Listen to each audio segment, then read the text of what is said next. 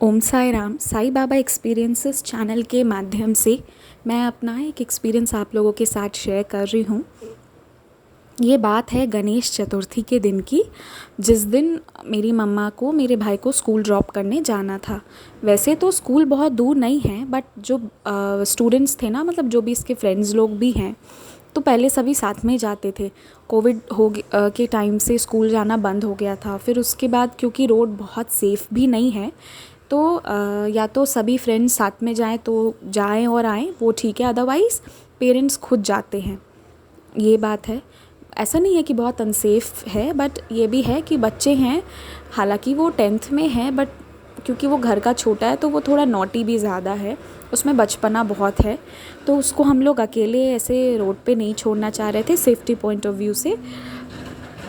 तो वही था कि मम्मा को ड्रॉप करने जाना था। अब कार्स तो हैं घर पे, बट ड्राइव ड्राइव करने नहीं आता था। तो वही लग रहा था कि गणेश चतुर्थी का दिन था, अब उस दिन फास्टिंग भी थी और जाने का मन नहीं था बिल्कुल। और मैं कैब्स जो भी बुक करूं, तो क्योंकि एकदम बगल में 10 मिनट का रास्ता है, तो इसकी वजह से मैं ऑटो बुक कर रही थी, मैं कोई कैब बुक नहीं कर रही थी। तो जो ऑटोज़ थे ना, वो बुक हो ही नहीं रहे थे, मतलब हो जा रहे थे और ड्राइवर उसको फिर कैंसिल कर दे रहे थे, क्योंकि इतना पास का डिस्टेंस देख के शायद वो लोग कर रहे थे या क्या कर रहे थे। सुबह 7 बजे की बात है। तो मुझे लग रहा था कि पता नहीं क्या होगा, और मैंने बाबा से बहुत प्रेयर की, बाबा ये वाला बुक हो जाए, बाबा ये वाला बुक हो जाए, नहीं हुआ।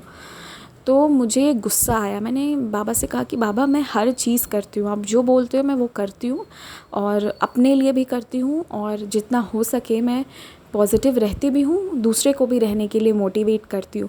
बट मेरा मोटिवेशन भी कब तक रहेगा, आखिर कब तक? अगर आप रोज़ ऐसे करोगे, मेरी बात सुनोगे नहीं आप, तो मेरा मोटिवेशन अब टूट जाएगा। अब मुझे गुस्सा आ रहा है और मुझे आज बिल्कुल अच्छा फ़ील नहीं हो रहा। आप मेरी एक छोटी सी बात भी नहीं सुनते। ऐसा करके मैंने बाबा से फिर कह दिया, क्योंकि 4-5 बार ऑटोज़ बुक हुए और उधर से फिर वो लोग कैंसिल कर देते थे, ओला ऑटो। तो मुझे अब ऑब्वियस है कि गुस्सा आएगा ही, और फिर हम बाबा को इतना प्रेयर्स करते हैं, सब कुछ करते हैं, कभी कभी सिचुएशन ज़रूरी है तो बाबा को भी समझना चाहिए, ये मुझे लग रहा था। और मैं मतलब झगड़ा कर रही थी बाबा से बैठ के, और मेरी मम्मी की तबीयत ठीक नहीं थी, इसलिए मैं और झगड़ा कर रही थी कि अभी इंसान की तबीयत ठीक नहीं है, ऐसे घर पे आ जाता, सिर्फ बैठ के जाती, छोड़ के आ जाती। अब आप इतना भी फेवर नहीं करते, और मैं आपसे दिन भर बाबा बाबा करती हूँ, बदले में मुझे मिलता है ये। तो मैं मतलब पूरा झगड़ा कर रही थी। फिर मम्मा लोग चली गई स्कूल, फिर उसको ड्रॉप करी। फिर जब आई तो मेरी मम्मा ने बताया कि आज बहुत ही अजीब सा, मतलब कहो कि क्या हुआ, मतलब अमेजिंग सा चीज़ हुआ ये कि जैसे ही वो सोसाइटी गेट से बाहर निकले, जैसे ही बाहर गए ऐसे रोड पे, तो जो स्कूल है घर के पास में, एक छोटा सा स्कूल भी है, वो कोई और स्कूल है, उसमें मेरा भाई नहीं पढ़ता है, वहीं पे ऑटो मिल गया। मतलब एकदम घर के पास में ही ऑटो मिल गया उनको, बहुत आगे जाना भी नहीं पड़ा। जो रोड टूटा हुआ है उसके पहले पहले ही ऑटो मिल गया।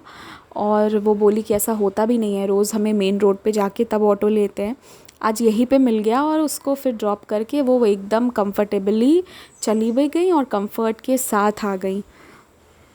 तो अगर आके वो ये स्टोरी मुझे एलाबोरेट नहीं की होती, तो मैं तो बाबा से गुस्सा ही रहती। तो ऐसा नहीं है, कभी कभी मतलब हम गुस्सा हो जाते हैं, बट बाबा की लीला जो है वो अलग ही तरीके से होती है, और जो वो होती है that's very perfect and fine.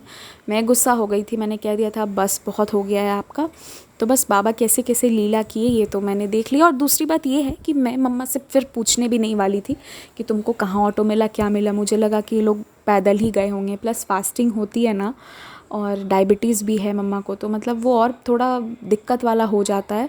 तो इसके वजह से मैं बाबा से रिक्वेस्ट कर रही थी। तो वो जब नहीं मिला था तो मैं मम्मा से पूछने नहीं वाली थी आके कि आप कैसे गए, क्या गए, क्योंकि आगे और भी काम था, वो समय बिज़ी थे। बट स्पेशली उन्होंने मुझे आके बताया, तो मुझे लगा कि ये भी बाबा की ही लीला है कि रोज़ मैं पूछती नहीं हूँ ना इतना कि कैसे गए, क्या गए। मुझे पता होता है कि हाँ ठीक है, उधर रोड पे जाएंगे तो ऑटो ले लेंगे या जो भी है। बट उस दिन बाबा स्पेशली मम्मा से बुलवाए कि अरे देखो ऐसे ऐसे हो गया।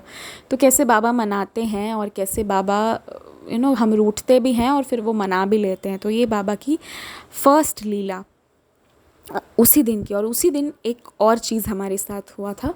उस दिन ये हुआ कि जो हमारे तो एग्ज़ाम्स या जो भी चीज़ें होती हैं वो होती ही हैं, बट मेरी मम्मा का इस ईयर अपने करियर को लेके कुछ ऐसा, मतलब एक कह सकते कि एक ऐसा पॉइंट ऑफ टाइम, एक पॉइंट है जिस पे कि मतलब इस year she had to give बहुत ज़्यादा एफ़र्ट्स, तो ये चीज़ें उनके साथ भी चल रही हैं। तो इसी बीच में इस ईयर गणेश चतुर्थी आया या जो भी फेस्टिवल्स रहा, वो सब हम लोग मतलब थोड़ा काम होके आराम आराम से सभी चीज़ें किए थे। हर साल के कंपैरिजन में हर चीज़ें हुई, बट हम लोग उतना ज़्यादा नहीं किए जैसे पहले करते थे, क्योंकि इस ईयर सभी के अपने अपने करियर में बहुत ही इम्पोर्टेंट टाइम था, चाहे मेरा हो, मेरे भाई का बोर्ड्स, मम्मा का भी। तो हम लोग तीनों को ही उस वजह से मतलब ये थे कि इस ईयर बहुत ज़्यादा सब कुछ हो रहा था, पूजा वूजा भी हो रहा था, बट वो जो ग्लैमर या कहीं कि वो जो भी सभी चीज़ें होती थी उससे थोड़ा कम था।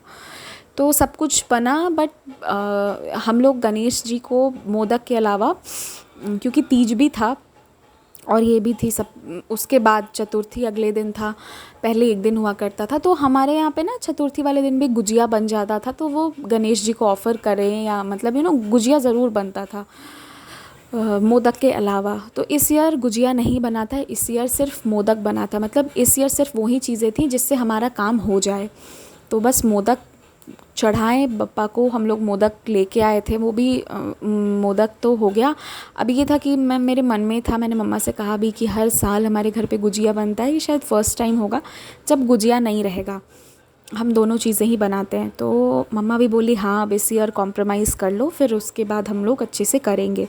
तो आई वॉज़ ऑल्सो लाइक कि चलो ठीक है। अब क्या होता है, शाम की बात है, अचानक से स्विग्गी से कॉल आता है और कोई कहता है कि आपका फ्लैट नंबर ये है और आपका यही है ना, आप सौम्या है ना, और आपके लिए गुजिया आ रहा है।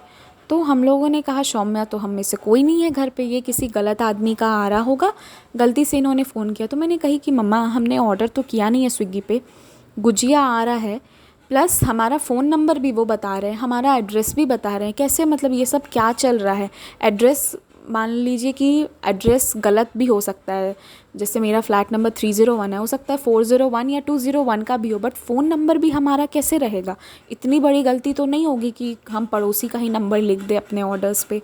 तो मैं ये चीज़ थोड़ा मुझे स्ट्रेंज लग रहा था, मैं मम्मा से बोल भी रही थी और वो बोली कि चलो देखते हैं क्या होता है। उसके बाद जब ऑर्डर आया तो उधर से मेरे कज़न का फ़ोन आता है और वो क्या बोलते हैं कि बुआ हम लोग तुम्हारे लिए गुजिया भेजे हैं और तुम उसका पार्सल ले लो, वो तुम्हारे दरवाज़े पे खड़ा है। तो वी वर शॉक्ड, क्योंकि ऐसा उसको कैसे पता चल गया, मतलब उसको क्या मन किया कि उसने गुजिया भेज दिया, राइट। मतलब ऐसा कुछ भी नहीं था कि गणेश चतुर्थी पे गुजिया आना था या कुछ भी नहीं, मतलब all of a sudden from nowhere से लेके ऐसे एकदम से गुजिया उसने भेज दिया। उसके मन में क्या आया, क्या सोचा उसने कि वो गुजिया भेज दिया। एंड जब मैंने वो खोला था ना तो आई वाज सो शॉक। मैंने कहा कि पप्पा मैं मतलब आज कह रही थी कि गुजिया नहीं होगा, बट गुजिया भी है और मोदक भी है, फिर दोनों चीज़ें ही जो है वो चढ़ाई गई बप्पा को। तो मुझे इतनी खुशी हुई वो देख के, मुझे लगा कि बस मैं इसी का वेट कर रही थी और यही हुआ। मैं यही सोच रही, तो मतलब कैसे कैसे बाबा लीला करते हैं, कैसे उसके मन में आया और उसने स्विगी से गुजिया भेज दिया। तो मतलब बहुत अच्छा लगा मुझे, ये सेकंड एक्सपीरियंस था मेरे साथ कि हम जो प्यार से ऑफ़र करना चाहते हैं, भगवान भी उसे प्यार से लेना चाहते हैं। और साईं गणेश हो या और गणेश ही साईं है। तो ये दो मेरा एक्सपीरियंस था। जो मेरा एक और एक्सपीरियंस है वो मैं इस वीडियो में अपलोड नहीं कर रही हूँ, नहीं तो ये वीडियो बहुत लंबा हो जाएगा। तो आई होप मैं बहुत जल्द आगे भी वो शेयर कर पाऊँ आप लोगों के साथ। ओम साई राम।